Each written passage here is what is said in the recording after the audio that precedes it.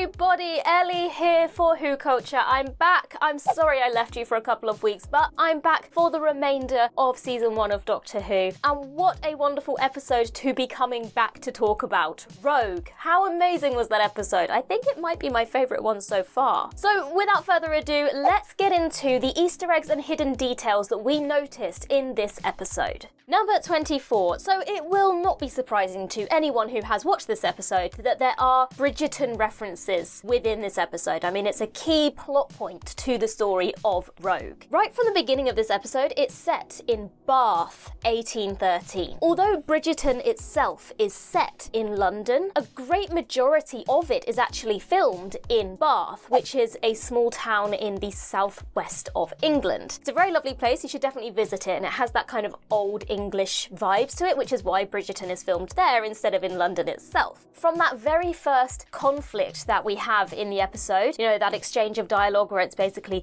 "You are a rake, sir, you dishonour my sister." That is a direct play on one of the key plot points of season 1 of Bridgerton, where the Duke kisses Daphne out of wedlock, and then Daphne's brother challenges the Duke to a duel because he dishonours his sister and refuses to marry her. I mean, I guess spoilers if you haven't seen Bridgerton and you plan to. This is a direct play on the events of season 1 of Bridgerton in this opening scene. Number 23. So while we're on the topic of filming locations, I just mentioned Bath being used there as a filming location for Bridgerton. But in terms of Doctor Who itself, some of you might have recognised the building in that cold open the two characters were walking past. The interior was also used for some of the ballroom dancing in this episode. So that is Margam Park Orangery. You may have recognised it from the Torchwood episode Something Borrowed, because it was also the wedding location for Gwen and Rhys's wedding. Now, some of the other scenes in Rogue, such as the scene in front of the fireplace, were filmed at Tredegar House, which is in Newport, which is another location that has been used many times for Doctor Who. New Earth, Unicorn and the Wasp, Tooth and Claw, and many more as well. Number 22. So, Rogue was written by Kate Herron and Bryony Redman. That makes it the first episode of Doctor Who since The Haunting of Villa Diodati to have not been written by either Russell T Davies, Chris Chibnall or Stephen Moffat. So, not since February 2020 have we had an episode that wasn't written by a showrunner, which is bonkers when you think about it. Now, Kate Herron was the showrunner for season 1 of the Disney Plus show Loki, and that's actually what led her to write this episode, Rogue. Russell T Davies publicly described the queer representation in that season of Loki as, quote, "a feeble gesture," and then later he contacted Kate Herron to apologise for his comments, and they got talking, they became friends, and then he offered her this writing job for an episode of Doctor Who. So I'm kind of assuming then that the queer love story that we have in this episode is probably Russell T Davies's way of saying to Kate Herron, "Here, have another go. Do it right this time." And she did a wonderful job. I think it was a lovely story. And anyone who has seen Loki will know that it's a very timey-wimey Doctor Who-y kind of show, so I think Kate Herron probably felt much at home writing an episode of Doctor Who.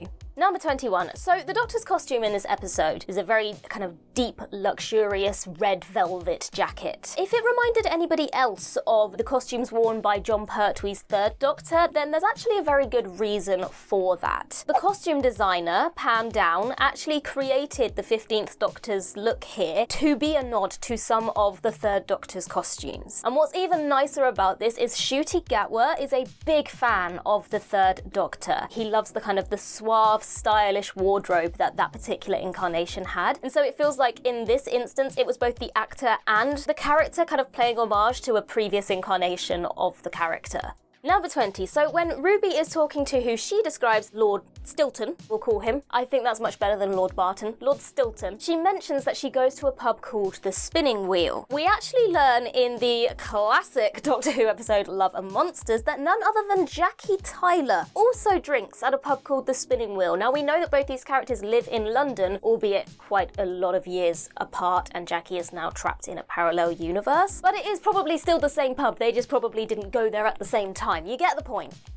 Number 19. Gather round, folks, gather round, folks, gather round. It is time for this week's Twist watch, twist watch, twist watch, twist watch. Try saying that 10 times faster. Susan Twist is the actress playing these random characters, not the character herself. We have Isaac Newton's maid, Mrs. Merridew in Wild Blue Yonder, the woman in the pub in The Church on Ruby Road, we have the comms officer in Space Babies, a tea lady in The Devil's Cord, the ambulance interface in Boom, the hiker in 73 Yards, Lindy's mother Penny Pepperbean in Dot and Bubble, and now the painting of the Duke's mother. That's 2 weeks in a row now that she has played a character's mother. Does that mean something? I mean, I don't know, but obviously there is a theme in this season of finding out who Ruby's mother is, so is that potentially a little clue as to who Susan Twist will turn out to be? We do know from the Next Time trailer for next week's episode, The Legend of Ruby Sunday, that Susan Twist will be returning once again and will be playing the character of Susan Triad, and I, for one, cannot wait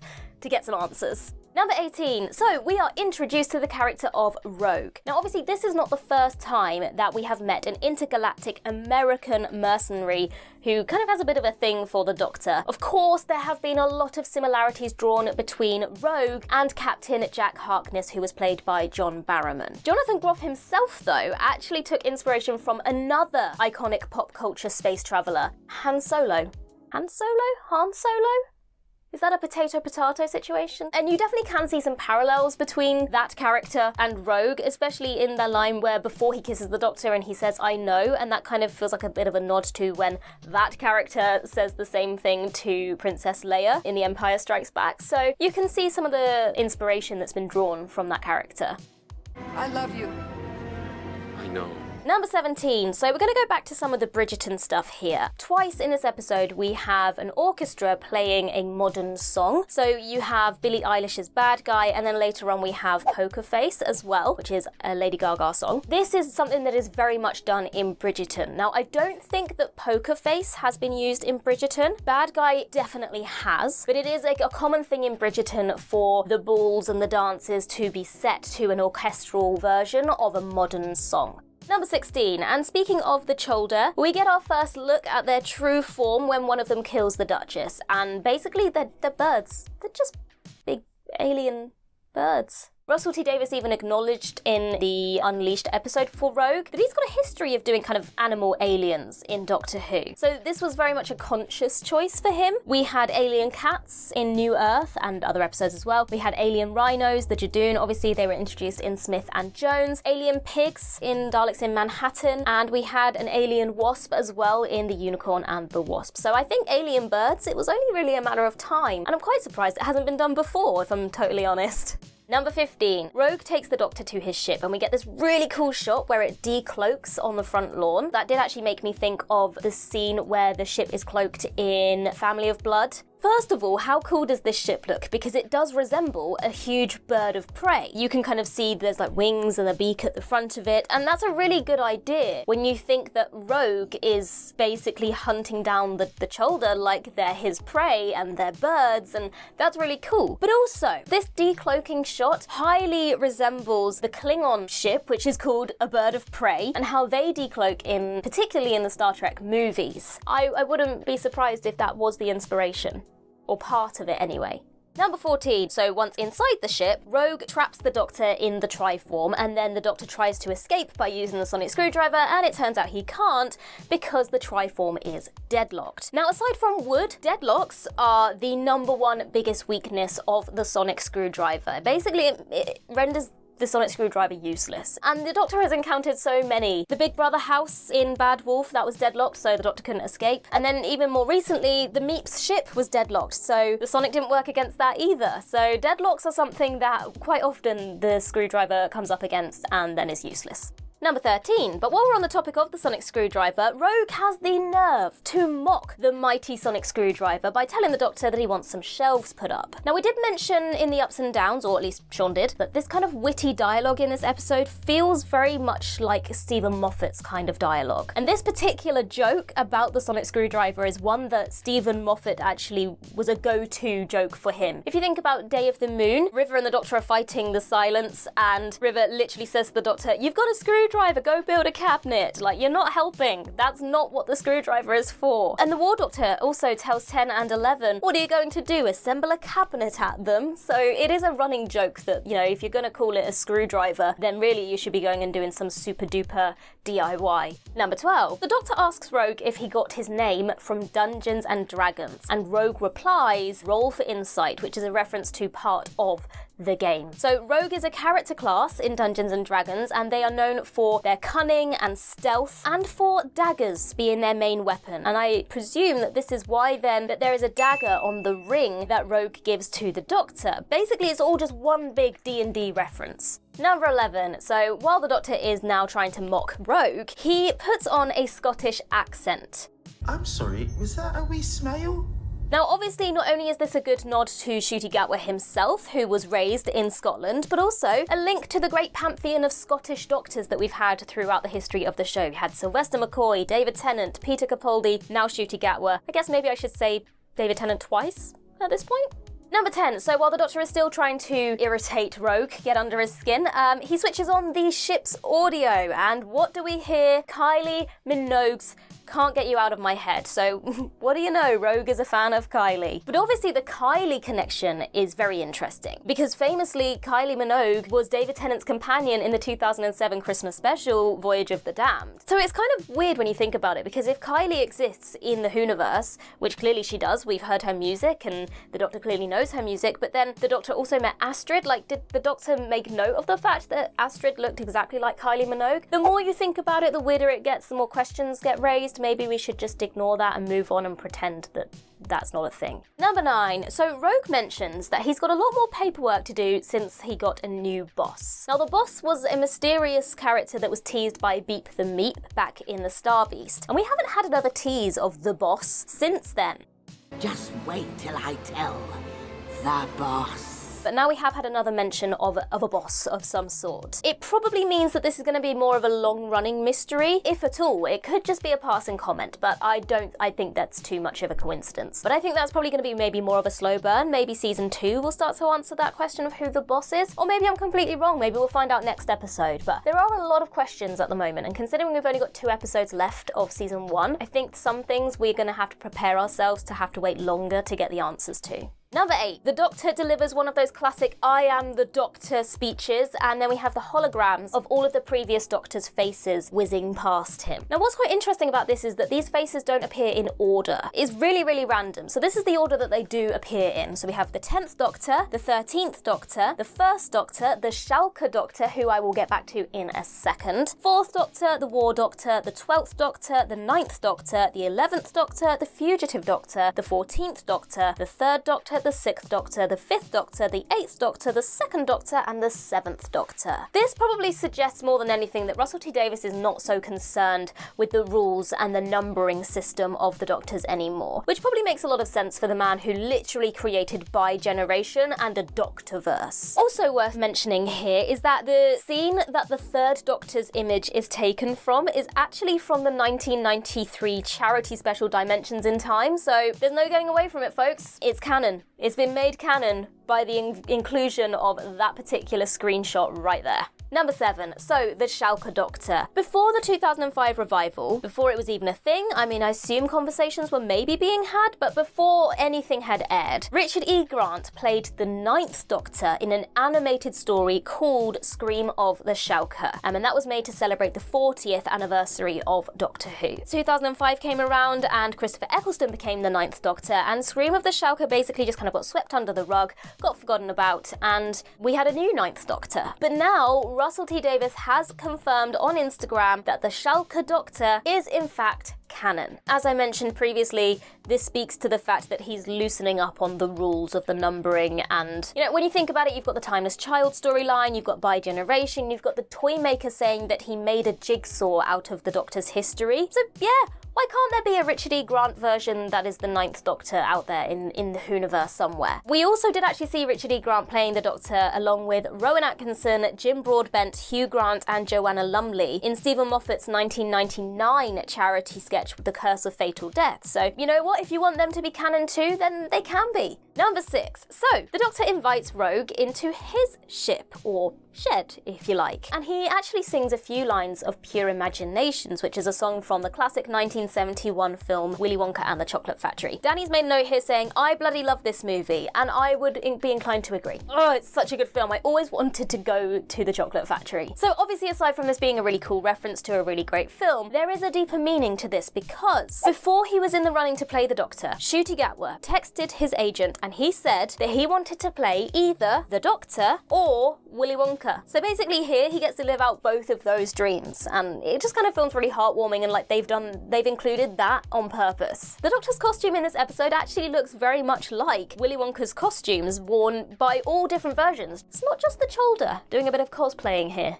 Number 5, Rogue obviously boards the TARDIS and is immediately blown away, as most people are when they step inside the TARDIS, and he notes that the TARDIS is dimensionally transcendental. Now this is a phrase that's been used to describe the TARDIS many times before. The Third Doctor in Spearhead from Space, to Adric in The Keeper of Traken, to Delph in the Battle of Ranskor Av Kolos. So it's not a new phrase to be used in describing the TARDIS. Number 4, so while we're talking about the TARDIS, while they're inside, the poor thing has a very deep groan. Now, the Doctor shrugs it off and says that it's indigestion, that she doesn't like bounty hunters. Clearly, that's a big old lie. And the TARDIS actually did let out a very similar groan in the Devil's Cord. So something is clearly going wrong with the TARDIS here. Now, we do know that the TARDIS will be scanned at Unit HQ either in next week's episode or the following week. So there are going to be answers with regards to what's going on with the TARDIS here. Maybe the TARDIS has been infected and has turned evil, or something's happening with the TARDIS. Mark my words. Number 3, so Rogue and the Doctor attempt to cause some juicy drama and plot twists and scandal, and that actually results after a lovely dance sequence with Rogue proposing to the Doctor. Did anyone else gasp at that moment? Because I definitely did not see that coming. Now, the Doctor is completely shell-shocked by this, and he very quickly walks away, which is what they were meant to do, but he clearly was affected by this. And we can read into his reaction to this moment in a couple of different ways. So the first is that the proposal reminded him of his wife, River Song. Whoop whoop, best character. Obviously, he had to say goodbye to River Song after their final night on Darillium in The Husbands of River Song, and then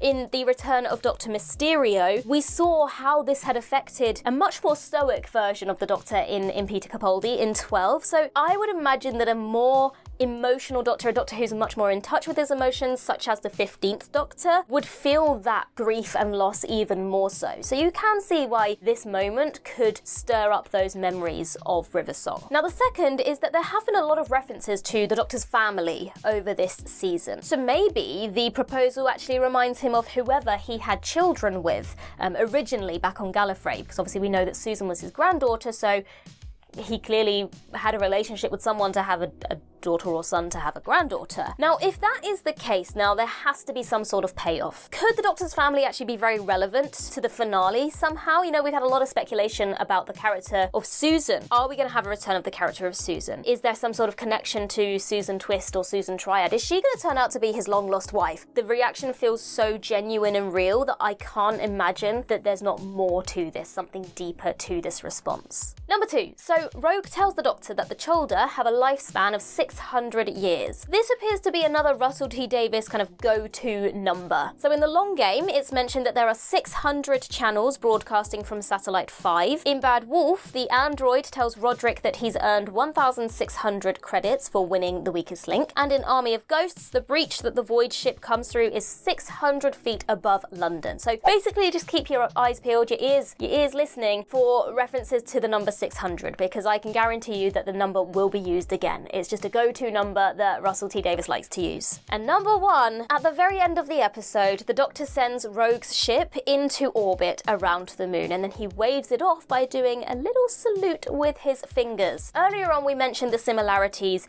between Rogue and Captain Jack Harkness, and here is yet another one. That little salute is something that the Doctor and Jack would often do to each other when they encountered each other or were leaving each other. I actually do wonder if maybe Rogue actually reminded the Doctor of Captain Jack. So maybe that little salute kind of slipped out subconsciously or something, because even the Doctor himself was reminded of Captain Jack by the characterization of Rogue. It's It's possible. And there you go, there are all our Easter eggs and details that we noticed. Make sure that you go and check out Sean's ups and downs for this episode. Our discussion is already up on the channel as well. In the meantime, I've been Ellie for WhoCulture, and in the words of Riversong herself, goodbye, sweeties.